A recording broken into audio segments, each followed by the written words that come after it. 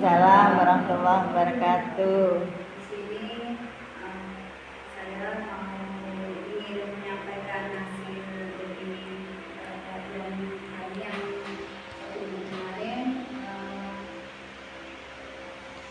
untuk penindasan yang dilakukan di sekolah ini, yang kami lakukan untuk rekan-rekan guru di sekolah kami.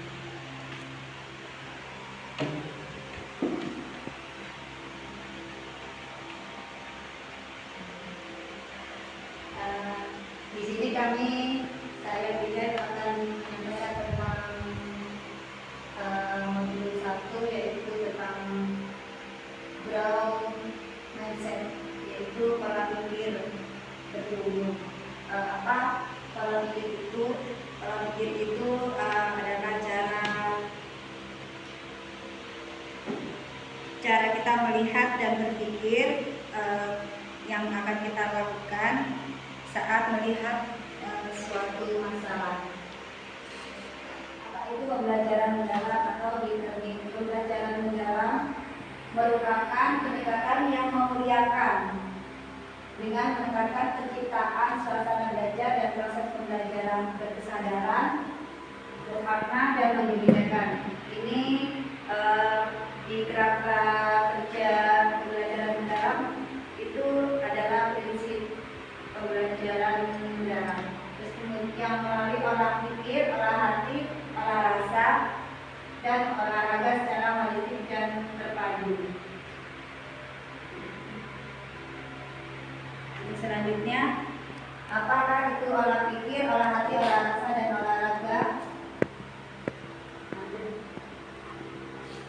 Kalau olah pikir itu merupakan proses pendidikan yang berfokus pada penguasaan akal budi dan kemampuan kognitif.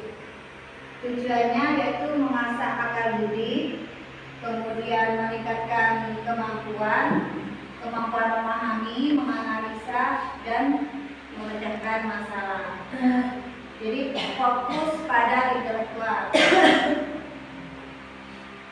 Kalau selama ini kognitif ya, kalau orang ini.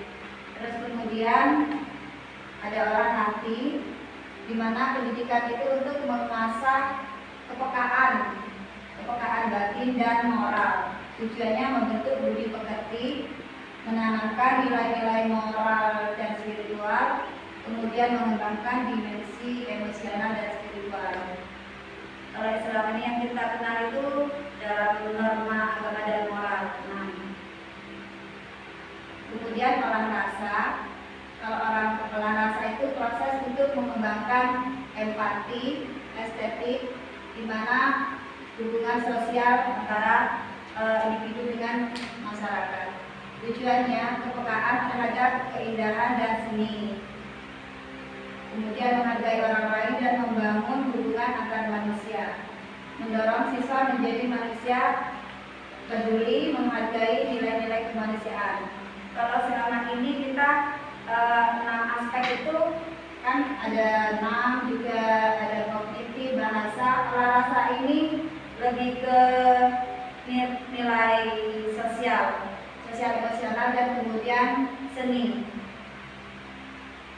Selanjutnya yaitu olahraga, pendidikan yang bertujuan untuk menjaga kesehatan anak, membentukkan karakter. Tujuannya meningkatkan kebugaran jasmani, membentuk disiplin kerjasama dengan dan daya tahan melalui panca indera atau fisik. Kalau di dalam 6 aspek pembelajaran itu, yang kalau olahraga itu fisik, motorik halus maupun motorik kasar. Kerangka kerja pembelajaran mendalam itu ada 4, yaitu pertama yaitu dimensi profil lulusan, ada 8 dimensi profil lulusan. Kemudian prinsip pembelajaran di sini ada 3, kemudian pengalaman belajar ada 3 poin, kemudian terakhir kerangka pembelajaran ada 4 poin.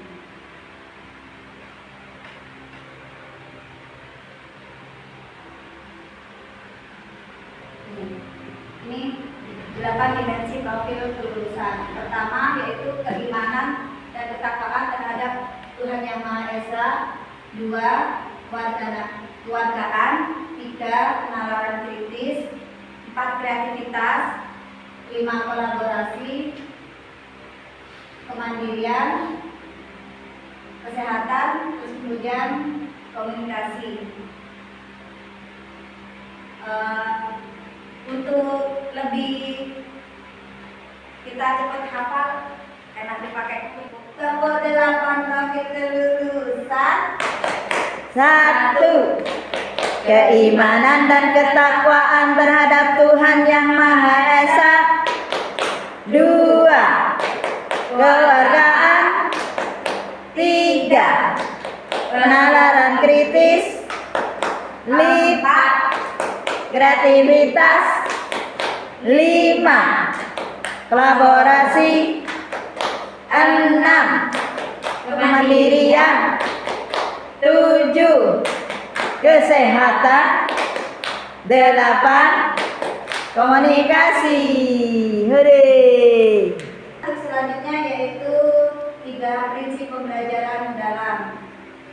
Pertama, berkesadaran, bermakna, terus kemudian menggembirakan.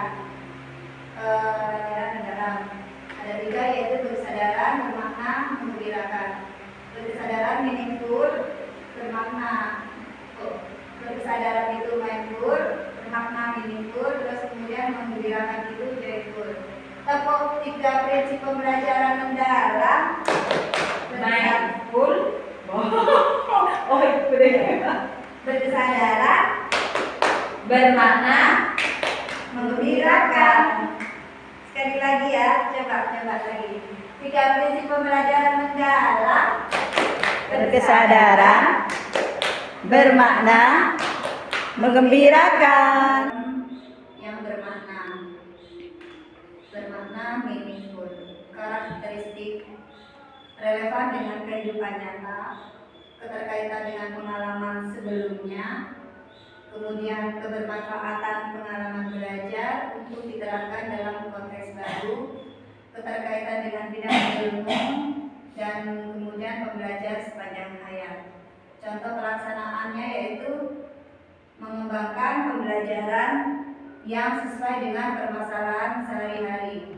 Jadi pembelajaran yang kita berikan ke anak-anak itu pembelajaran yang berkaitan dengan keseharian mereka. Melibatkan murid dalam merancang pembelajaran seperti memilih proyek, menentukan isi. Jadi anak-anak itu kita ajak untuk merancang pembelajaran apa yang akan dipelajari untuk besok atau untuk selanjutnya. Kemudian menunjukkan ilustrasi yang menggambarkan perbedaan antara kenyataan dan pengetahuan yang dimiliki. Lanjut. Selanjutnya, penerapan prinsip pembelajaran mendalam menggembirakan. Karakteristik lingkungan pembelajaran yang interaktif, aktivitas pembelajaran yang menarik, menginspirasi, tantangan yang termotivasi, tercapainya keberhasilan belajar. Contoh pelaksanaan guru sebagai fasilitator pembelajaran, memberikan dukungan dan tantangan yang sesuai dengan kemampuan murid. Prinsip pembelajaran dalam yang menggembirakan tentunya kan dalam pembelajaran itu tidak fokus dengan duduk. Kita bisa dengan cara bernyanyi ataupun dengan memakai game yang tentunya anak-anak tuh intinya hatinya menjadi gembira. Lanjut. Selanjutnya yaitu kerangka kerja. Selanjutnya itu pengalaman belajar. Pengalaman belajar di sini dilakukan secara bertahap untuk mencapai level pembelajaran mendalam. Ada 3 pengalaman pembelajaran, yaitu pertama ada memahami, merefleksi, mengaplikasi. Pertama memahami, kedua mengaplikasi, terakhir yaitu merefleksi. Tepuk pengalaman belajar. Memahami, mengaplikasi merefleksi, mengaplikasi ini. Kemudian kalau merefleksi kita meraba. Pengalaman belajar dilakukan secara bertahap untuk mencapai level pembelajaran mendalam yang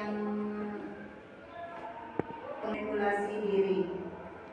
Memahami pengetahuan esensial, pengetahuan aplikatif, kemudian pengetahuan nilai dan karakter. Sedangkan aplikasi itu pendalaman pengetahuan. Terakhir merefleksi itu lebih ke introspeksi diri, regulasi diri.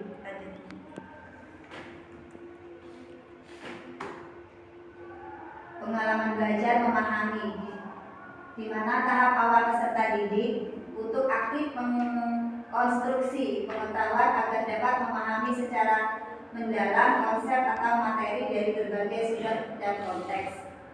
Pengetahuan pada fase ini terdiri dari pengetahuan esensial, pengetahuan aplikatif, dan pengetahuan nilai dan karakter. Biasanya kita sebelum memberikan kegiatan atau pilihan kegiatan ke anak-anak, kita melakukan persepsi di awal pembelajaran. Jadi kita mengaitkan atau mengingat-ingat lagi yang kemarin, apa yang dilakukan, dan selanjutnya sekarang apa yang dilakukan. Dengan pendekatan aktif dan konstruktif, peserta didik tidak hanya menerima pengetahuan secara pasif, sehingga membentuk fondasi pemahaman yang menjadi dasar untuk mengaplikasi pengetahuan dalam situasi kontekstual atau tahap selanjutnya. Yaitu kerangka pembelajaran mendalam. Ada 4 poin. Pertama yaitu kerangka pedagogis, kedua lingkungan pembelajaran, ketiga kemitraan pembelajaran, keempat pemanfaatan digital. Kerangka pembelajaran mendalam, pedagogis, lingkungan pembelajaran, kemitraan, pembelajaran, pemanfaatan digital. Lanjut. Kerangka pembelajaran mendalam yaitu praktik pedagogis. Pertama, strategi pengajar yang dimiliki guru untuk mencapai tujuan belajar dalam mencapai dimensi profil lulusan. Untuk mewujudkan pembelajaran mendalam, guru berfokus pada pengalaman belajar peserta didik yang autentik, mengutamakan praktik nyata, mendorong keterampilan berpikir tingkat tinggi dan kolaborasi. Penerapan berbagai macam model pembelajaran seperti pembelajaran berbasis proyek, pembelajaran berbasis masalah, diikuti pembelajaran kooperatif, learning, dan lain-lain. Penggunaan media belajar dan penyediaan berbagai sumber belajar. Anak-anak kita ajak ke objek yang nyata dengan memakai media yang kita sediakan. Jadi anak-anak bisa melihat secara langsung objek yang akan dibahas. Kemudian kemitraan pembelajaran. Kemitraan pembelajaran membentuk hubungan yang dinamis antar guru, peserta didik, orang tua, komunitas, dan mitra profesional. Pendekatan ini memindahkan kontrol pembelajaran dari guru saja menjadi kolaborasi bersama. Contoh kemitraan: lingkungan sekolah, kepala sekolah, pengawas sekolah, guru, dan peserta didik.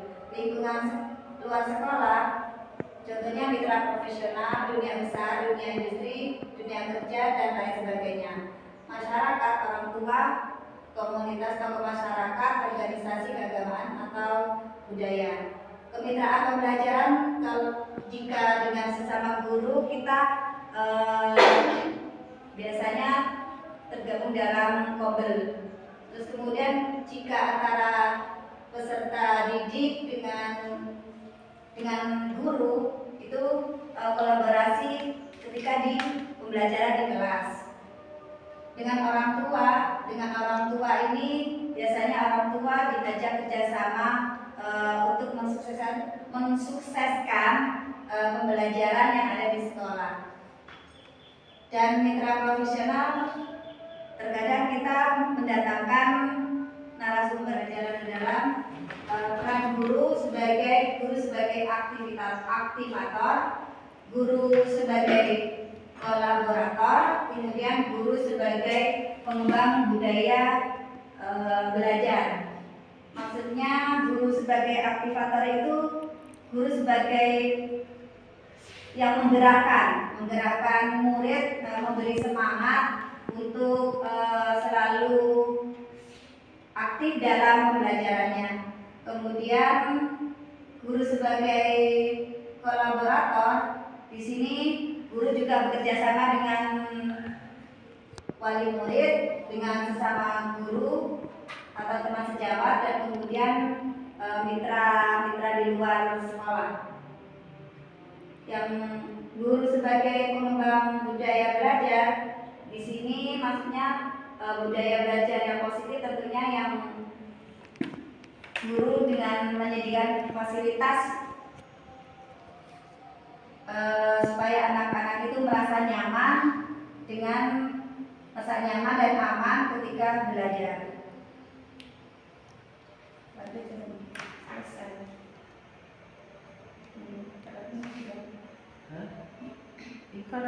Iya, ini Bisa kok rancangan ini belajar. wilayah.